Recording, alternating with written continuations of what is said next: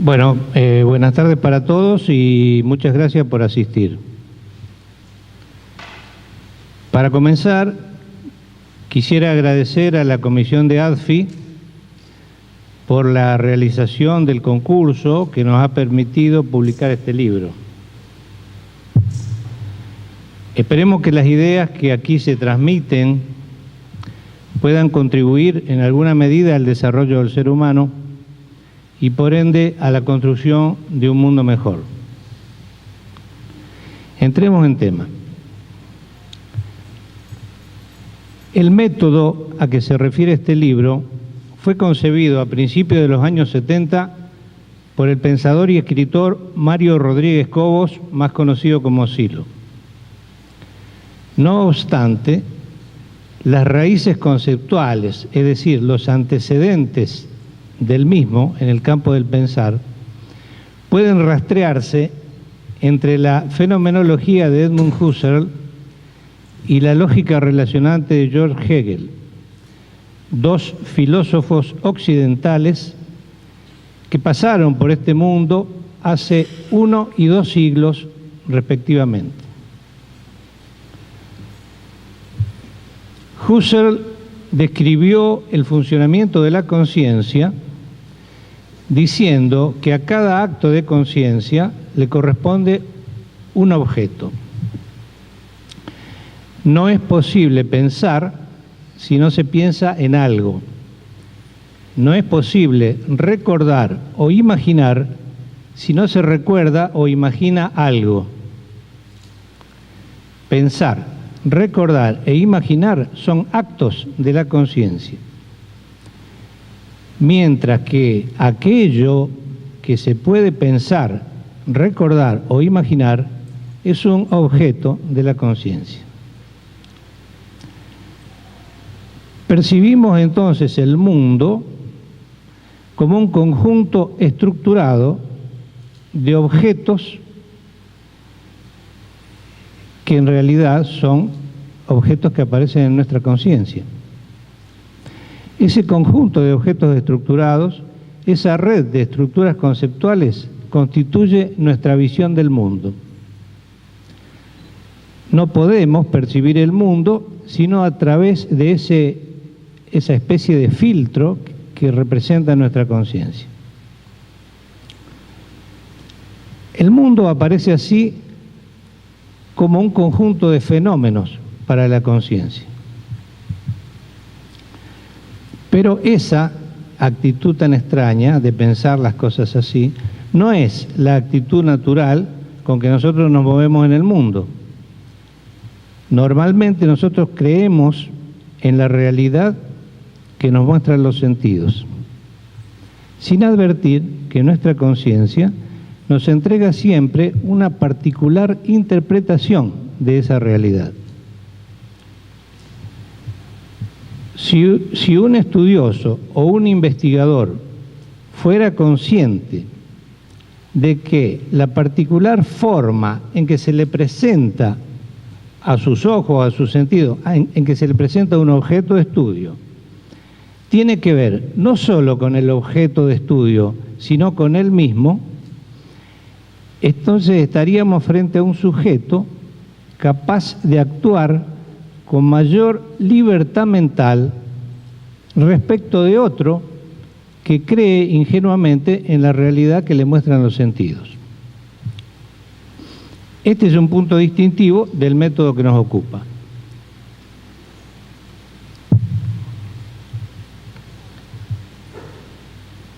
Disculpen un momentito. Bueno, anteriormente mencionábamos a Hegel. Este explicó que nada puede conocerse en el mundo y que nada puede decirse de ningún objeto del mundo ni pensarse sobre él si no se lo relaciona con otra cosa.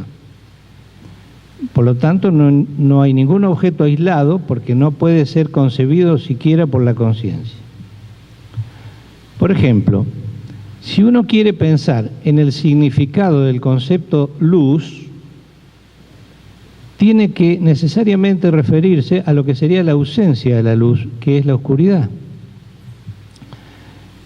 Por lo tanto, luz y oscuridad se necesitan mutuamente para explicarse entre ellos. Son entonces una estructura conceptual que se va desplegando en el tiempo a medida que la conciencia la recorre. La relación entre objetos es otro recurso fundamental de este método que estamos describiendo. Dicho esto, hablemos del pensar, pero tratemos de hacerlo de forma comprensible, sin palabras difíciles, digamos. Como ya dijimos, pensar es siempre pensar en algo. Por ejemplo, puedo pensar en lo que tengo que hacer mañana. ¿Qué voy a hacer mañana? Me digo, eso ya es un objeto en mi conciencia. Bueno, tengo que llevar mis hijos a la escuela y tengo que llevar el auto al taller. Primero tenía un objeto en la conciencia, ahora tengo 4: hijos, escuela, auto y taller. Relaciono todo eso y armo un plan. Digo, voy a llevar primero los niños a la escuela y después voy a dejar el auto en el taller. Este plan que ha surgido es un nuevo objeto de conciencia, es una nueva síntesis mental que ha aparecido, que no estaba antes, y se ha constituido mediante la relación de los otros 4 elementos que antes estaban diferenciados. Así se constituyen las ideas y los nuevos objetos en la conciencia. Ahora, la cadena de pensamiento podría continuar con nuevas diferenciaciones. Por ejemplo, podría preguntarme, ¿qué voy a hacer después de dejar el auto en el taller? Eso daría origen a un nuevo ciclo de diferenciaciones, complementaciones y síntesis, es decir, continuaría. Bien, este es el proceso del pensar, una sucesión de diferencias, complementaciones y síntesis que además se encuentra enmarcado por el interés que está presente en la conciencia. Si pienso sobre algo, es porque ese algo me interesa.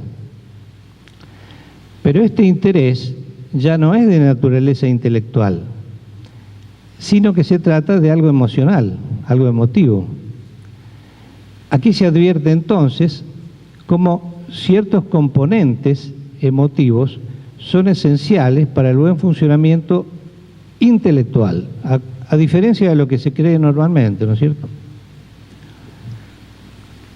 Los niños en la escuela y el auto en el taller evidentemente son cosas que me interesan, pero piensen ustedes, todos lo saben acá, qué difícil es estudiar algo si a uno no le interesa el tema, ¿no es cierto?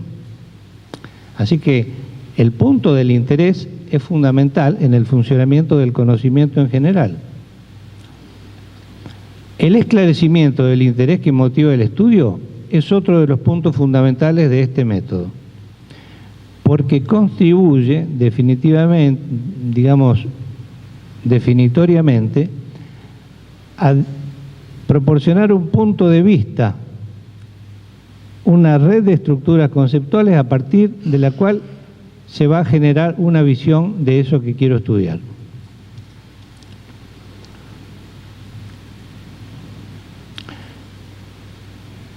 Por otro lado, el esclarecimiento del interés que motiva el estudio es una forma de incorporar al investigador en aquello que se quiere estudiar. Esto constituye una diferencia importante entre el método estructural dinámico que estamos explicando y el método científico tradicional. Este método permite obtener una visión estructural y dinámica del objeto de estudio. Vamos a poner un ejemplo.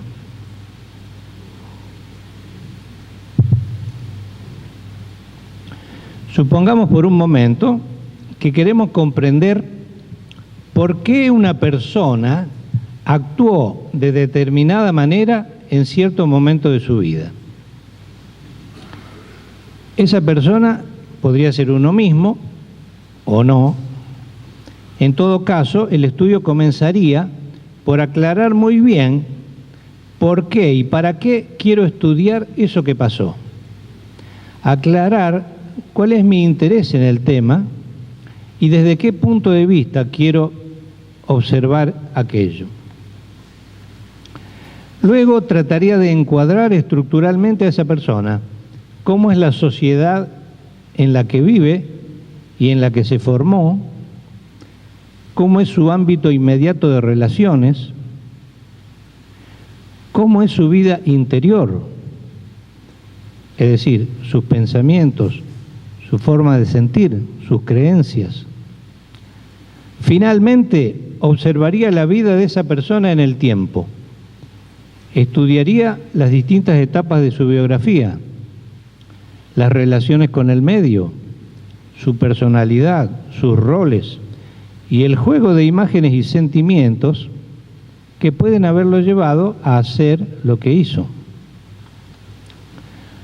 Solo cuando pueda tener y poner todos esos elementos ante mi vista y pueda relacionar todo eso, podré decir que veo estructural y dinámicamente ese particular momento de la vida de esa persona. Entonces, estaré en las mejores condiciones para comprender por qué actuó del modo en que lo hizo.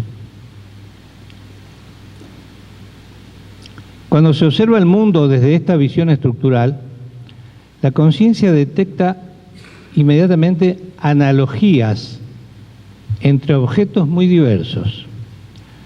Objetos que anteriormente aparecían como desconectados, como si no tuvieran nada en común.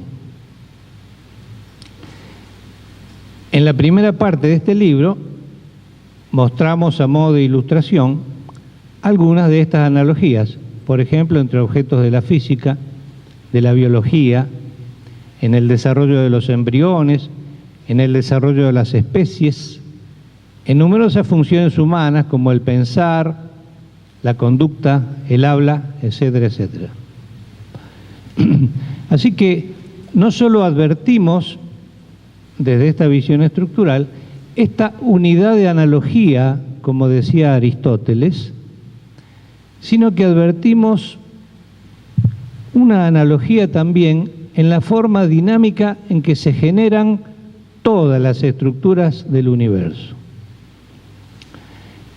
Esa misma forma, constituida por los momentos de diferenciación, complementación y síntesis que ya habíamos advertido en la dinámica del pensar, la vemos operando ahora en todos los ámbitos, objetos y niveles de la realidad perceptible.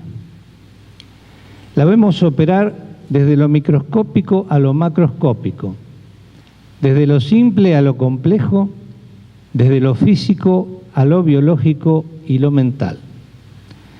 Si hubiera interés por profundizar en este aspecto, puede consultarse un ensayo que he denominado Estudio sobre la Analogía, que puede verse en la página web del Centro de Estudios Humanistas de Rosario.